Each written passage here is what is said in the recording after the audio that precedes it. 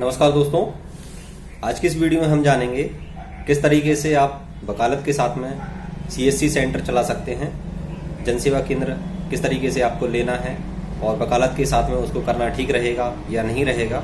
ये पूरी जानकारी आप इस वीडियो में जानने वाले हैं। बने रहिए वीडियो के अंत तक।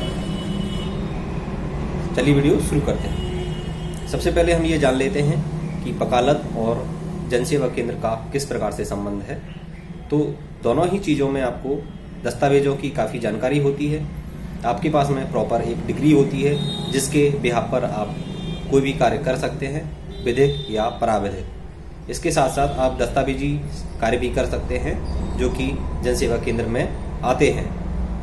जनसेवा केंद्र में आपको ऑनलाइन कार्य एडिशनली मिल जाता है, जो कि इसके लिए कोई डिग्री की आवश्यकता नहीं होती है। सिंपली बस आपके पास में कंप्यूटर का नॉलेज होना चाहिए तो आप एक सीएससी सेंटर खोल सकते हैं। कुछ अधिवक्ता जो होते हैं वो शुरुआती दौर में अपना जीविकोपार्जन के लिए सीएससी सेंटर ले लेते हैं, यानी कि उसका आईडी और पासवर्ड, जो कि आपको प्रत्येक जिले में अलग अलग तरीके से सरकार के द्वारा एक थर्ड पार्टी कंपनी के माध्यम से मुहैया कराया जाता है।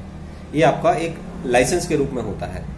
इसके साथ ही वकालत का भी लाइसेंस होता है, जो कि आपका बार काउंसिल ऑफ इंडिया और रिस्पेक्टेड बार काउंसिल जो कि स्टेट की होती है वहाँ पर भी आपका इशू किया जाता है। तो बार काउंसिल ऑफ इंडिया के बाद में स्टेट बार काउंसिल में और स्टेट बार काउंसिल के बाद में आपका डिस्ट्रिक्ट बार एसोसिएशन में भी रजिस्ट्रेशन की आवश्यकता होती है, यानी कि इसका वकालत का जो लाइसेंस होता है वो आपका 3 स्टेप का होता है।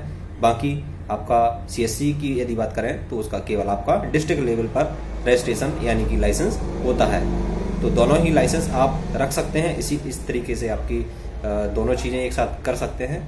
बट आप इससे यदि आप दो चीज़ें एक साथ नहीं करना चाहते हैं, इससे बचना चाहते हैं, तो आप किसी भी फैमिली मेम्बर के नाम से आप सीएससी आईडी ले सकते हैं और उसको आप आसानी से रन कर सकते हैं। लेकिन आप इसमें ध्यान रखिए कि जो भी आपका सिग्नेचर वगैरह का कार्य है वो उसी व्यक्ति के माध्यम से किया जाए जिस व्यक्ति के नाम से वो लाइसेंस लिया गया है। तो आपका पूरी तरीके से ये विधिक कार्य होगा।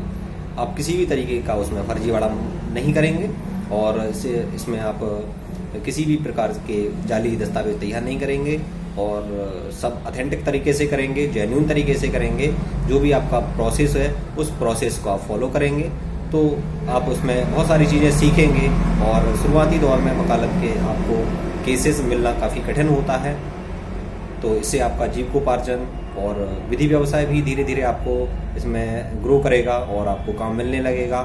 लोग आपसे आएंगे आपके पास में पूछेंगे कि सर ये मुझे काम करवाना है, तहसील से संबंधित कार्य है या फिर आपका न्यायालय से संबंधित कार्य है, राजस्व न्यायालय है और भी तमाम प्रकार के जितने भी जिला स्तर पर न्यायालय होते हैं और तहसील स्तर पर भी न्यायालय होते हैं, उन सारे कोर्ट्स के बारे में आपको नॉलेज होगी। आप वहाँ पर जाएंगे और जो भी बेसिक डॉक्यूमेंट्स होते हैं जो कि कोर्ट के बाहर आपको आवश्यकता होती है, जैसे कि आय जाति निवास प्रमाण पत्र है, तो उनकी आवश्यकता आपको इसलिए पड़ती है ताकि आपका जो सपोर्टिंग डॉक्यूमेंट है, जैसे कि आधार है, उसमें कोई गड़बड़ी है तो आपको पहले उसकी ज़रूरत पड़ेगी।